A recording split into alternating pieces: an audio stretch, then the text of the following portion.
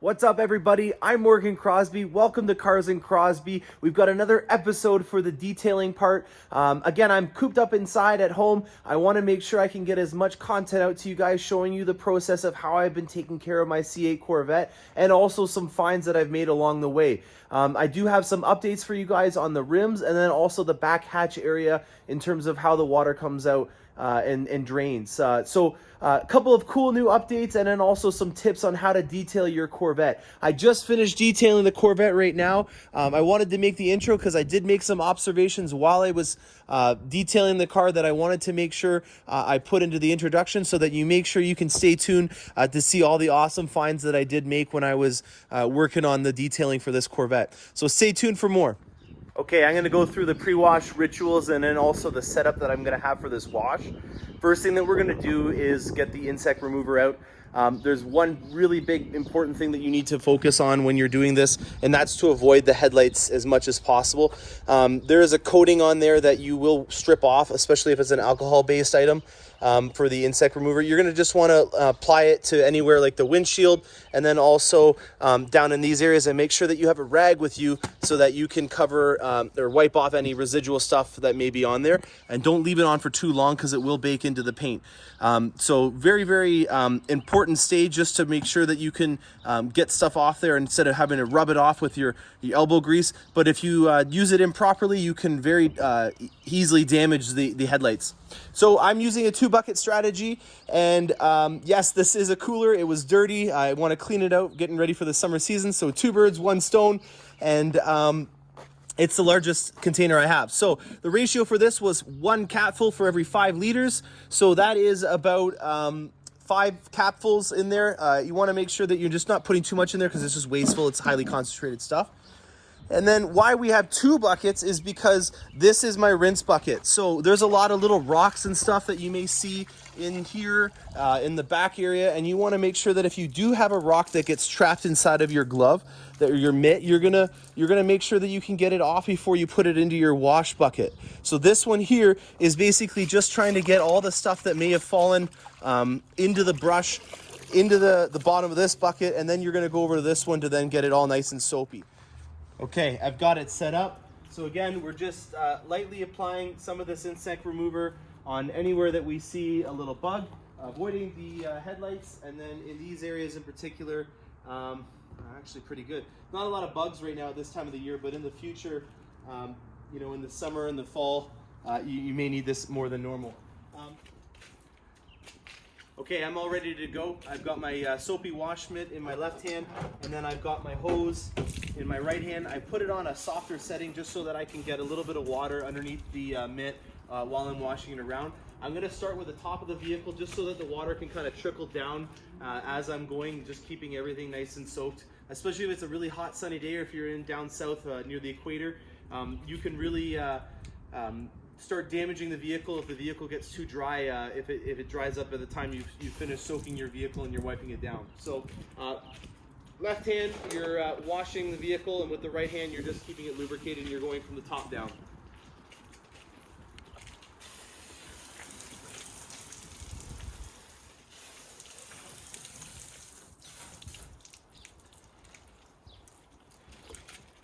Also, for apparel, don't wear any belts or anything like that, because especially when you're leaning over, if there's maybe rivets in your jeans or something like that, you can scrape the fenders, especially when you're leaning over the vehicle.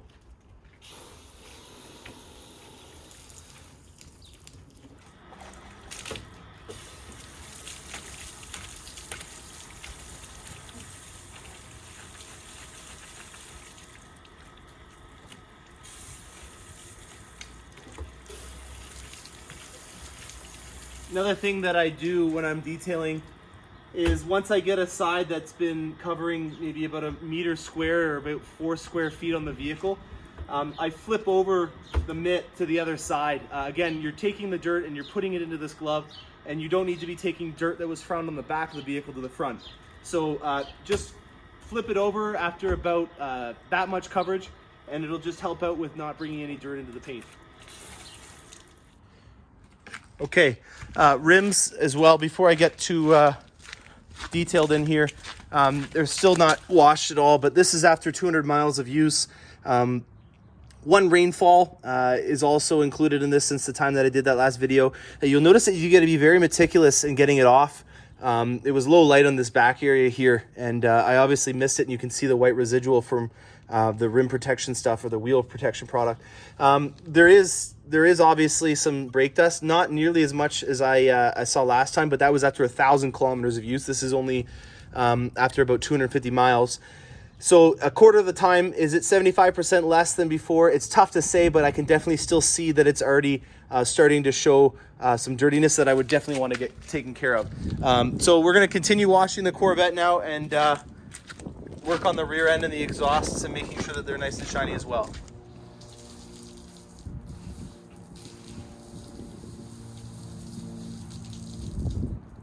All right, hose is nice and clean. Again, kind of over my shoulder, I kind of call it fireman's carry. In your left hand, you're going to have your mitt. Start high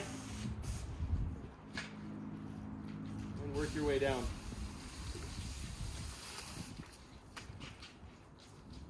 Rocker panels in particular are very dirty, so I'm going to use this side. Now I'm going to flip it over because it's got a clean side there. It's nice and soapy, and finish the rest of it.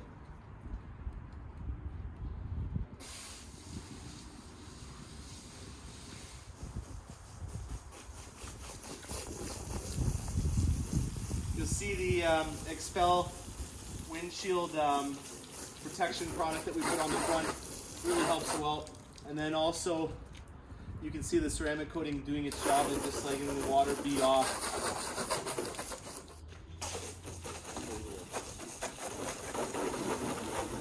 Okay, I'm done washing the Corvette, and now what I'm going to do is I'm going to get a real chamois, make sure I get it nice and soaked before I start using it on the Corvette, just because it could damage the paint, just because of how hard they can get when they're dried out. So I have a real chamois. I know a lot of people are going to synthetic ones.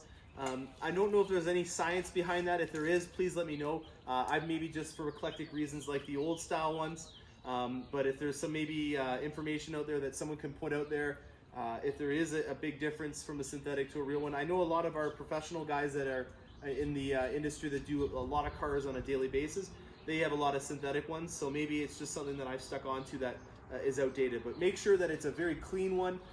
There's no dirt and rocks in it from the last time, so I always clean my chamois after I'm done using it, making sure that I know for sure that it's clean the next time, but always just look over it again. Maybe there's some stuff over the winter that's come on it. So again, make sure it's nice and wet, and then also that it's nice and clean. I usually put it up against the wall and power wash it when I'm at work. That's the easiest way to get them nice and clean.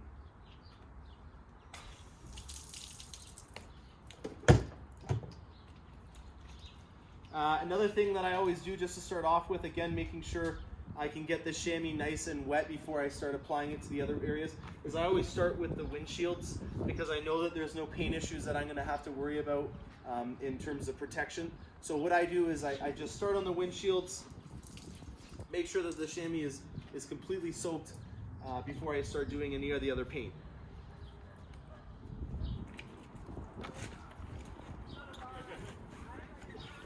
So this is another example where it's very intricate. There's a lot of things that are going on, and it's not as easy to clean as a flat surface like in the front here. I was mentioning it in a previous video that I think that it's a lot more time that you're going to be needing to dry off and do the little detailing areas. It's ironic because it's called detailing the car, because you're focusing on all these little details such as this. So that is an area, and in the back, another area where I've noticed that it is a lot more difficult to keep it clean. The other thing that I also want to note is when you're opening up areas in the vehicle after washing it, there's going to be some dirty water and some soapy water, and we're not going to be using the chamois for that kind of stuff because that's going to bring dirt into the chamois. We're always wanting to make sure that our chamois is as clean as possible. So what I always do is I get a fresh clean rag. You can use a microfiber towel, or if you have a washing mitt still, make sure you just don't have too much water in it because you don't want to obviously get water in the interior. So what we're going to do is get the wash mitt soaped up a bit, make sure it's relatively dry, and then we're going to wipe down these surfaces in here, and then also like the door sills so that if there is some dirt or some soapy water, we're not getting it into our chamois. We definitely don't want to have any soap or dirt inside the chamois.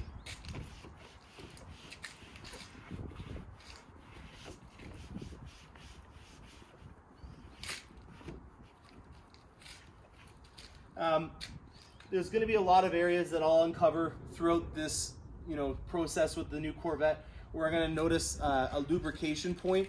That's another area that you want to avoid with your wet, damp rag, because if you are going to take some oil or some grease from these lubrication points, there will be some in there as well. That's then just going to be streaked all over the surfaces of the Corvette. So be conscious of what you're wiping down, making sure that you're also separating. You're not bringing the outside of the vehicle with this. You're just using interior areas that were kind of closed in when you were washing the Corvette, and there may be some residual soapy water, so you're wanting to get that off so it's not leaving a film. But most importantly, we're not trying to touch any of the lubrication points, because then you'll have it in your rag and it'll spread around. All right, I've washed off most of the Corvette. I've got inside the door jambs with the wet rag. And now we're getting to the rear of the Corvette. This has become an infamous area in terms of topics and controversy. So let's go with this in further detail from a detailer's perspective. Again, I detailed this entire car. That's the first time I've opened it up since I detailed the Corvette. You'll see it's nice and bone dry on the outside. Tried to get in as much as possible. And still, when you open it up, there's a ton of water that just starts to kind of stream in that may be stuck in between this channels right here. And I think that's interesting. I think that's worthy of noting, because this is going to take a lot of time to make sure it gets all clean and wiped off. So significantly more time in order to detail this Corvette than what I was anticipating. It's not the end of the world. I like to do this kind of stuff, but you can just see that there's a lot of areas that we need to wipe off. And then also clean out. There's a lot of dirt in the strut tower. These accessory items that you can add on, the carbon fiber engine appearance package. There's a lot of little intricate areas in here that I want to make sure that I get nice and clean. And then the engine cover itself, it's looking pretty dirty right now.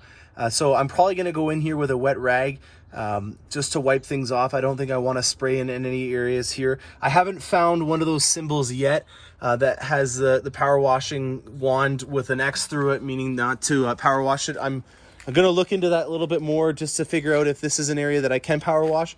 But also, just another thing to note, the water that was here is starting to drip into the inside of my trunk now. So if you did have items inside of your trunk, you were washing your Corvette, you dried it off as well as you could, and then opened up the trunk to get some stuff and to clean off this area, you are going to get water on the inside of whatever items are in here. Not that there's going to be items made of sugar that are going to all melt and it's going to be a disaster, but it's just interesting to note. This is something that I'm going to have to become accustomed to. This is going to be my new ritual for washing the Corvette. I can expect some areas like in here that are going to be, covered in water that I'm going to get, but I did not think that the amount of water that would drip down in here would be as extensive as it was, and it's going to be a lot more work to get this stuff cleaned out.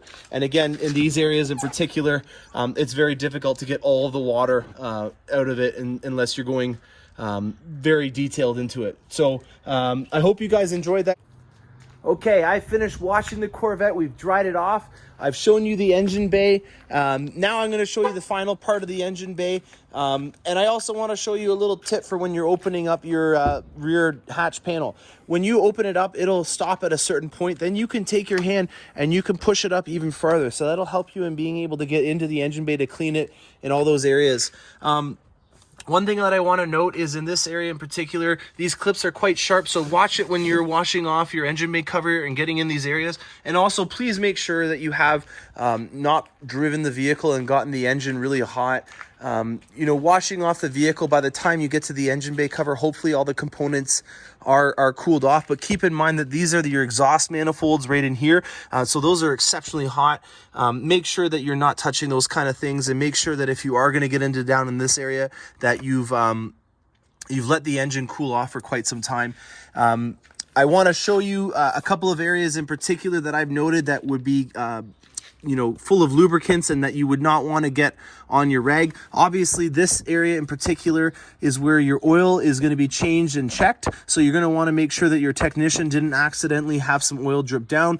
So be very cautious when you're drying off that area with your wet rag or cleaning it. And then also in these areas in particular, those are where you're going to have lubricants that'll be on the Corvette's components. So when you're using your wet rag, make sure you note to not touch those areas. We're going to be using a glass cleaner. I use an ammonia-free glass cleaner, and you're going to have your first clean rag for the outside, and then you're going to have another clean rag for the inside. So what I'm going to do is I'm just going to spray this area, and then you're going to take your rag. And because I use this type of aerosol glass cleaner, it dries exceptionally fast, so you're not going to be left with streaks. So that's one of the main reasons why I use one of these glass cleaners. Well, I hope you guys liked that video. If you do have a C8 and you're detailing your Corvette and you find something out while you're detailing it, please let me know. I want to know all the tricks of the trade. I'm not an expert by any means in terms of detailing, but I am trying to keep mine as pristine as possible. If you like the Cars and Crosby page, please don't hesitate to hit the bell notification along with the subscription. It helps me out quite a bit. I'm trying to make as much content as I can during this shutdown. So if you guys are liking what I'm doing, please let me know. If there's any improvements or any ideas that you wanted me to do, I'd love to hear your guys' feedback. Thank you so much for everything, and happy motoring.